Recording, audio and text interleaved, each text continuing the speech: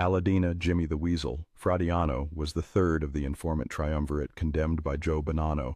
As acting head of the Los Angeles crime family, he became the highest-ranking mafioso to ever turn federal witness. Born in Naples, Fratianno was brought to Cleveland as a baby and raised in the Murray Hill-Mayfield Road district known as Little Italy, or simply the Hill. As a child, he stole from fruit stands and earned the nickname the Weasel from outrunning the police. Working for the mob in Cleveland, he developed a reputation as a hitman. In 1947, he joined the Los Angeles family and later claimed responsibility for at least 11 gangland killings under Los Angeles boss Jack Dragna. After Dragna died in 1956, Fratianno climbed the ranks. By the 1970s, he learned Cosa Nostra had a contract out on him, and for protection, he turned state's evidence. From December 1977 to August 1987, Fratianno was the Justice Department's star witness, identifying major figures including Frank Funzi, Thierry, Carmine Jr., Persico, and his own former boss, Dominic Brooklier. As a paid informant, he was sheltered in the Federal Witness Protection Program, receiving financial support, bodyguards, and a rotating set of false identities.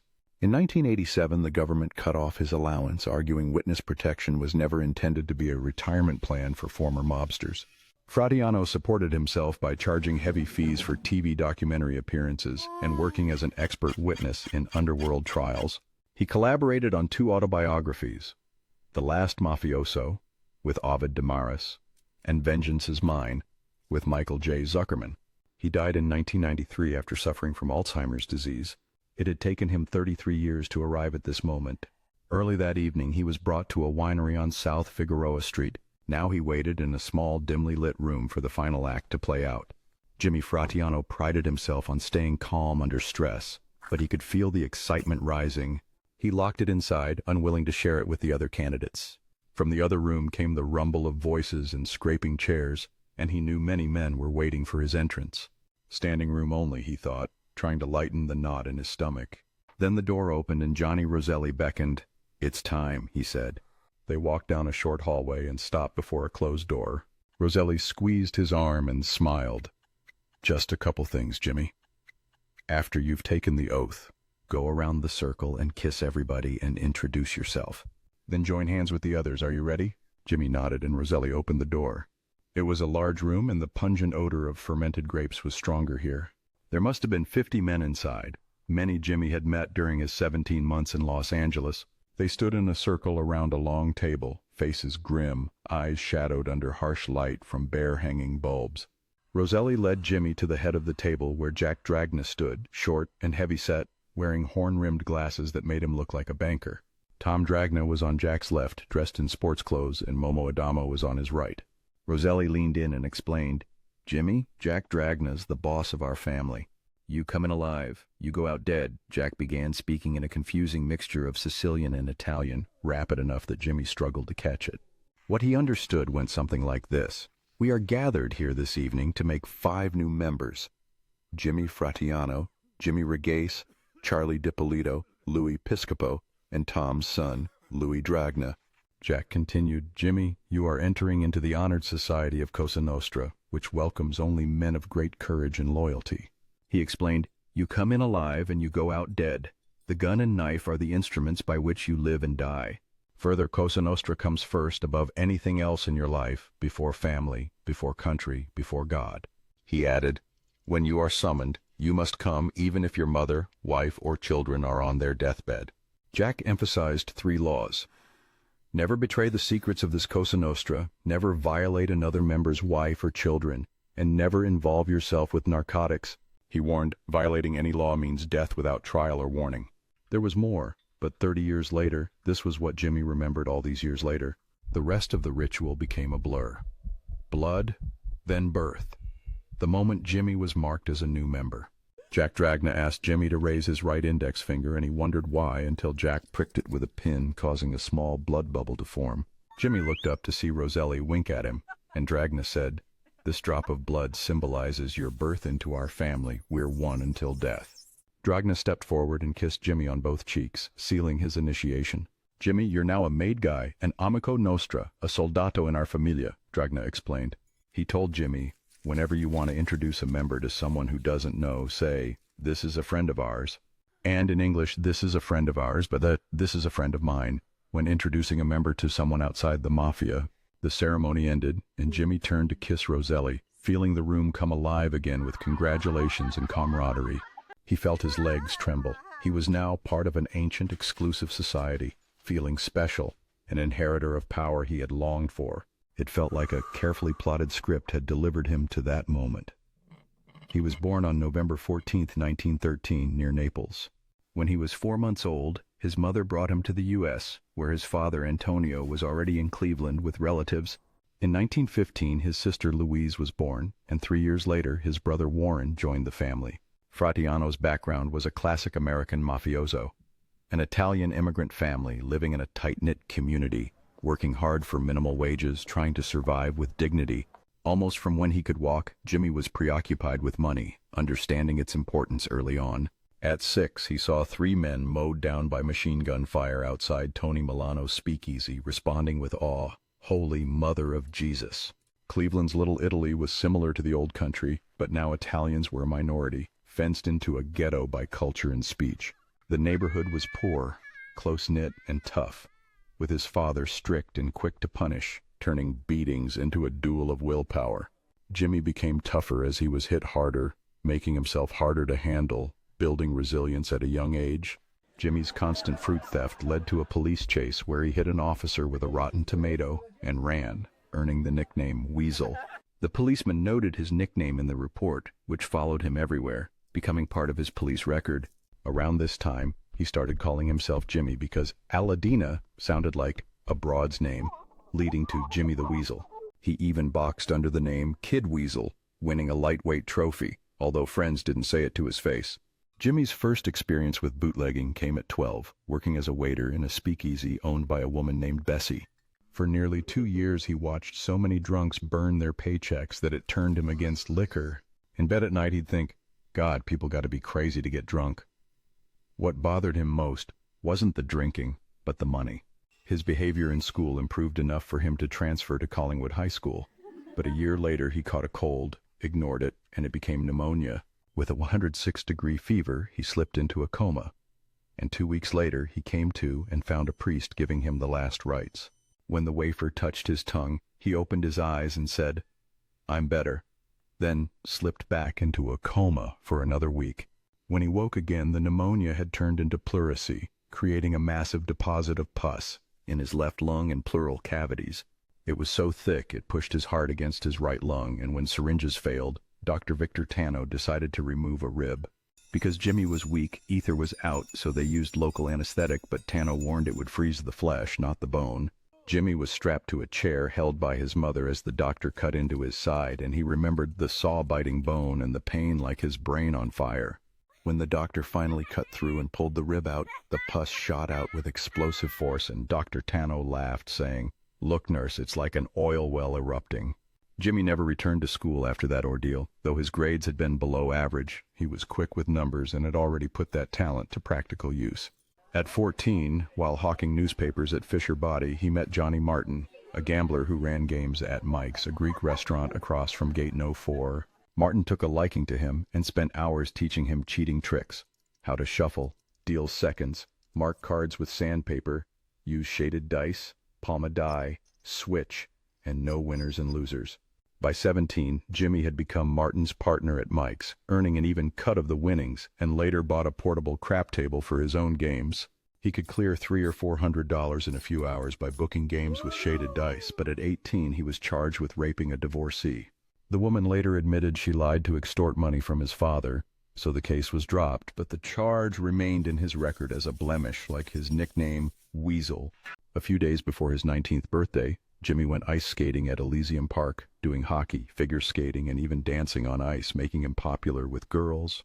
That night, he showed off for a girl, but was attacked by 5 tough Polish boys, fists and feet coming from all directions. He tried to fight back, but was pounded into the ground, with a heavy boot smashing his nose and causing his bone to shatter, blood bursting everywhere. The boot caught him again before he could protect his face, and he was knocked out, waking later in a hospital with his nose crushed and rebuilt with gristle from his chest. He was told to return for plastic surgery but never went back, leaving the injury to heal on its own. With help from his friend Anthony Tony Dope Del Santer, Jimmy went looking for the Polish boys, catching 4 in the dark alone one at a time. After knocking each down, he worked them over with a blackjack, breaking noses, knocking teeth out, fracturing jaws, cracking skulls, even breaking the arm of the boy whose boot he believed broke his nose. All injuries required hospitalization, but the 5th boy moved away, and after a year of searching, Jimmy acknowledged defeat. For Jimmy, it had to be done. A wrong had to be righted, even if it meant crossing lines into violence. While beating them, he realized how easy it would be to kill, and the idea didn't scare him. It clarified something inside him. When Jimmy was 20, Jack Haffey, boss of the 26th Ward and a highway inspector, proposed making money together through construction scams. A contract required 25,000 yards of fill for a reservoir. Jimmy suggested leasing more trucks and stacking loads higher for profit. The state paid 50 cents a yard, and the job required a $500 payoff, but his father refused, saying, "I don't want to get in no trouble." Jimmy snapped back that he couldn't make money with his father and would do it himself, leasing 8 trucks to carry out the scam. Haffey falsified the amount of fill, writing down 3.5 yards per truck instead of the actual amount, and Jimmy earned an extra $25 to $30 a day. Around this time, Jimmy began booking at racetracks and hanging out at the Italian-American Brotherhood, IAB, on Mayfield Road, run by Tony Milano, a hub for local big shots. Even as a boy, Jimmy suspected a secret Italian organization more cohesive than Jews or Irish, but no one mentioned Mafia or Cosa Nostra on the Hill. Only the Combination. The Combination controlled organized crime in Cleveland, intersected with the Cleveland Syndicate and gambling concessions, and Jimmy met notorious figures like Big Al, Polizzi, Lou Rody Rothkopf, Mo Dalitz, and others. In 1934, Jimmy bought a 2-year-old Marmon limousine and started chauffeuring clients from the east side to combination gambling joints, earning $7 a load from Lou Rody. He drove initially, but later hired a driver. Earnings came from gambling, chauffeuring, and trucking. All during the Great Depression, feeling life was sweet despite hardships. With leisure, Jimmy turned to golf and met Bill McSweeney, an Irish headbreaker for the Teamsters who needed muscle for union activities and strikes. Jimmy's first union work involved organizing parking lots. He and McSweeney threw muriatic acid on cars, slashed tires, and broke windshields during strikes. His crews fought scabs and cops with lead pipes, bats, blackjacks, and chains, earning $15 a day plus $10 per recruit. Old friend Babe Triscaro was also cracking heads, and by late 1935, after months fighting, Jimmy truly came into his own. That same year, the Combination opened its first Miami casino, the Plantation, and Jimmy traveled to Florida with the big boys, new clothes, cash, and bookmaking skills. By summer 1936, Jimmy and his friends realized robbing gambling joints was quicker and more profitable than running crooked games, especially for Tony Dope, who wanted fast scores. They hit a poker game first, with no disguises, revolvers drawn, 9 men stripped to underwear facing the wall, and the take was $5,800 plus jewelry. Next, they targeted a swanky joint using a silk stocking disguise, sawed off shotguns on craps tables, and shouted orders, forcing 200 people to obey, yielding a $70,000 haul. Encouraged by easy scores, they committed more robberies, leading to a major crash car moment when a plan to escape with $25,000 failed due to the getaway driver freezing. Jimmy had to improvise by skidding into an alley, stopping sideways, blocking pursuit, waving his arms wildly, screaming, "They've got guns! Duck down! They're armed and dangerous!" A policeman ordered him to move, but Jimmy staged panic, stalled, ground gears reversed inches from a bumper, and sped off only after his friends escaped safely. His friends later sat in his parents' living room, furious, with Tony Dope wanting to kill the frozen driver, but Jimmy decided to split everything 3 ways and move on. In June 1937, after his daughter Joanne was born, Jimmy pulled his last job for a while, targeting Joe Deutsch, a bookmaker who owed money and talked tough on the phone. Deutsch called Jimmy a punk, slammed the receiver, and a crew of armed men boxed him in at night, trying to shove him aside. Deutsch screamed for help. Jimmy ordered Tony Dope, "Hit him in the fucking mouth," and Tony smashed Deutsch repeatedly with a gun, blood splattering Jimmy's suit before they escaped. They drove into side streets, dumped plates, divided the money, but police stopped them. McSweeney's gun was found, and blood matched their DNA sets in the lab. Deutsch refused to identify them, but the evidence was clear. The judge sentenced all 3 to 10 to 25 years in prison. In court, Jewel screamed, his mother and sister cried, and his father watched dry-eyed, shaking his head, as if warning him his whole life about this fate. In 1937, Jimmy arrived at Ohio State Penitentiary, a massive 4-block stone prison with high walls where he felt weak and powerless for the first time in years. Jimmy remembered an old con's advice. Once inside, focus on doing good time. Sleep, dream, avoid punks, keep your nose clean, but don't take shit. He learned that prisoners ran the prison, and the most important man at Ohio Penitentiary was Thomas Johnny Licavoli, cousin of Blackie Licavoli, who protected him for 3 years. Johnny secured Jimmy a kitchen job, a coveted assignment, moving him from a cell block to a dormitory, and kept him safe amid prison struggles. In spring 1940, Jimmy's father brought both good and bad news. He could transfer to London Prison Farm for $1,500, but Jewel had divorced him. The prison farm lacked gray walls with fences, dormitories, open air, windows without bars, and the freedom to talk, which Jimmy relished during his stay. Jimmy played softball constantly, made the warden's all-star team called Amrine's Angels, and became renowned as a great hitter, also honing his gambling skills with a craps pad roll. He arranged 3-day passes home by claiming his mother was too ill, paying bonuses to officials, and being rewarded with 5 passes until he was released on Washington's birthday, 1945. A month before his release, Jimmy visited Johnny at Ohio Penitentiary and told him he planned to remarry Jewel and move to Los Angeles, where Johnny advised him to contact Johnny Roselli. He explained that Roselli was in Leavenworth on a movie extortion case but was working a deal to be released soon and would come to Los Angeles to meet Jimmy after release. Johnny asked Jimmy to give his regards to Roselli and hoped he could get Jimmy straightened out with the right people in Los Angeles. After his release, Jimmy pulled more jobs to build a nest egg, managing factory canteens for Babe Triscaro to satisfy a parole officer, which in reality was a black market gold mine. The canteen business involved buying and selling scarce items like nylon hose, cigarettes, liquor, food, and gas ration stamps from hijackers and hustlers at massive markups, appearing legitimate on paper. Jimmy and Jewel remarried and moved to Los Angeles in June 1946, with Jimmy nearly $90,000 stashed away in the trunk of his Buick, unbeknownst to Jewel. In Los Angeles, Jimmy's first big operation was as a bookmaker at the Chase Hotel in Santa Monica, renting a suite and opening a cigar stand in the hotel lobby. He befriended Salvatore Dago Lui, Piscopo, and gradually met the Dragnas and their associates, including Momo Adamo, Joe DiPolito, the Matrangas, Pete Milano, Frank Bompinciero, and others. In September 1947, Jimmy finally met Johnny Roselli at Dago Lui's house, where Roselli immediately impressed him as a gentleman in every sense rather than a violent man. Roselli's appearance was conservative, his speech soft and modulated, but Jimmy knew better. Some men looked like gentlemen but were tough as nails, like Roselli, who had been involved with Capone and Frank Nitti. Roselli was under congressional investigation for early prison releases, casting suspicion on the Justice Department and the White House, yet he sat speaking pleasantly, making a deep impression on Jimmy. Later, Jimmy said Roselli told him, "I've wanted this since I was a kid," referring to his desire to crack into the secretive Italian organization recognized as a powerful, tight-knit, mafia-like entity on the Hill. Roselli agreed, saying, "That's right, Jimmy, and that's the way it should be. When you get the wrong guy, you've got to clip him," emphasizing the seriousness of their code. After the initiatory ceremony at the winery, Roselli toasted the men he sponsored, saying, "Amici nostra, may we all live long and prosperous lives," to which Jimmy happily responded, "I'll drink to that."